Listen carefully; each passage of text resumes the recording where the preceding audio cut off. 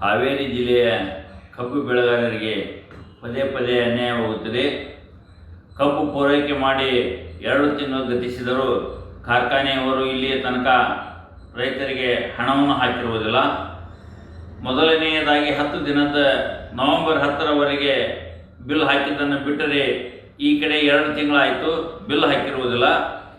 ಕಾರ್ಖಾನೆಯವರು ಕೋಟ್ಯಾನುಗಟ್ಟಲೆ ಹಣವನ್ನು ರೈತರು ಇಟ್ಟುಕೊಂಡು ಅವಕ್ಕೆ 2-3 ತಿಂಗಳ ಗಟ್ಟಲೆ ಬಡ್ಡಿ ಉಪಯೋಗ ಮಾಡಿಕೊಂಡು ರೈತರಿಗೆ ಅನ್ಯಾಯ ಮಾಡ್ತಿದ್ದಾರೆ. ನಾವು ಆ ಉದ್ದೇಶದಿಂದ ಶುಗರ್ ಕಮಿಷನರಿಗೆ, ಜಿಲ್ಲಾಧಿಕಾರಿಗಳಿಗೆ ವಿನಂತಿ ಮಾಡಿಕೊಂಡು ಸಹಿತ ಇಲ್ಲಿ ತನಕ ಕಬ್ಬು ಬೆಳೆಗಾರರಿಗೆ ಹಣ ಹಾಕಿರುವುದಿಲ್ಲ.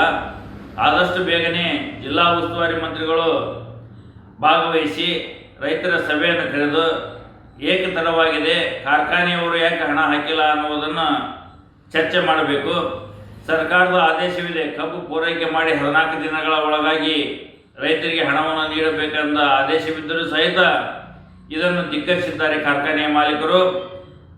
ಎಲ್ಲ ಕಾರ್ಖಾನೆ ಮಾಲೀಕರು ಅಷ್ಟೇ, ಅವರು ಇವರು ಅಂತ ಹೇಳ್ತಾ ಇಲ್ಲ, ಎಲ್ಲರೂ ಯಾರೂ ಬಿಲ್ ಹಾಕಿಲ್ಲ, ಎಲ್ಲರೂ ಕೂಡ ಮಾತಾಡ್ಕೊಂಡ ಈ ಸಲ ರೈತರಿಗೆ ತೊಂದರೆ ಕೊಡ್ಲಿಕ್ಕೆ. ರೈತ ಕಬ್ಬು ಕಡೆ ಆಳಿಗೆ ಸಾಲ ಸೂಲ ಮಾಡಿ ಬಡ್ಡಿ ಹಂಗೆ ಹಣ ತಂದು ರೈತರಿಗೆ ಕಬ್ಬು ಕಡೆ ಆಳಿಗೆ ಹಣ ಕೊಟ್ಟಿದ್ದಾನೆ. ಆ ಉದ್ದೇಶದ 2 ತಿಂಗಳಾದರೂ ಇವರು ಹಣ ಹಾಕಿರೋದಿಲ್ಲ. ಕಾರ್ಖಾನೆಯ ಮಾಲೀಕರು ರೈತರಿಗೆ ಬಡ್ಡಿ ಸಮೇತ ಈಗ ನಮ್ಗೆ ಬಿಲ್ ಹಾಕಬೇಕು. ಜಿಲ್ಲಾ ಉಸ್ತುವಾರಿ ಸಚಿವರು, ಜಿಲ್ಲಾಧಿಕಾರಿಗಳು, ಶುಗರ್ ಕಮಿಷನರ್ ಇವರು ಇದ್ರ ಬಗ್ಗೆ ಗಮನ ಕೊಡಬೇಕು.